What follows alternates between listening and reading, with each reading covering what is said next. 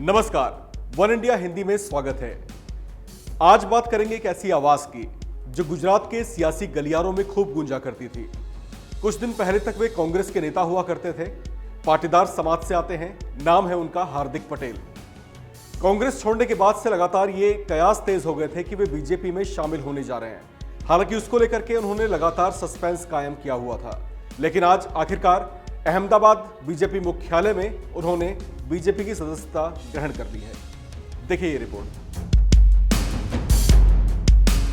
गुजरात के बड़े पाटीदार नेता के तौर पर खुद को स्थापित कर चुके हार्दिक पटेल ने आखिरकार बीजेपी का दामन थाम ही लिया। उन्होंने औपचारिक तौर से बीजेपी की सदस्यता ग्रहण कर ली है। अहमदाबाद में स्थित बीजेपी मुख्यालय में उन्होंने प्रदेश बीजेपी के तमाम बड़े नेताओं की मौजूदगी में सदस्यता ग्रहण की। इस समारोह में गुजरात बीजेपी के अध्यक्ष CR पाटिल और नितिन पटेल भी मौजूद रहे।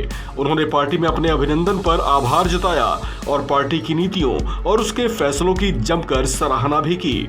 हार्दिक पटेल ने कहा कि वे मोदी जी का छोटा सा सिपाही बनकर काम करना चाहते हैं, साथ ही देश और समाज हित में अपना योगदान देना चाहते हैं।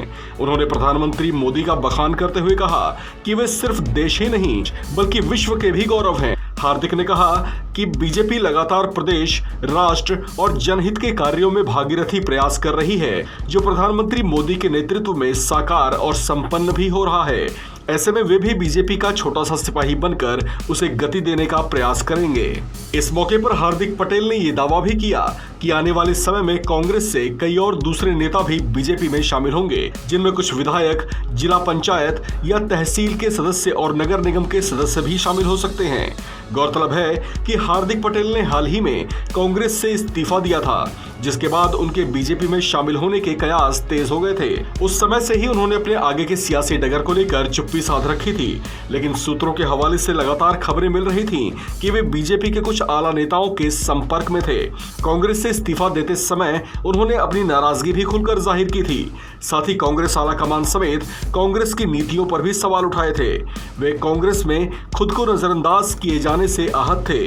अपने उसी इस्तीफे में उन्होंने पीएम मोदी का नाम लिए बिना केंद्र के फैसलों और उनकी नीतियों की खूब सराहना भी की थी, जिसके बाद से ही इन चर्चाओं ने जोर पकड़ लिया था कि उनका झुकाव बीजेपी की ओर बढ़ रहा है। और अब आखिरकार उन्होंने औपचारिक तौर से बीजेपी की सदस्यता ग्रहण कर ली है।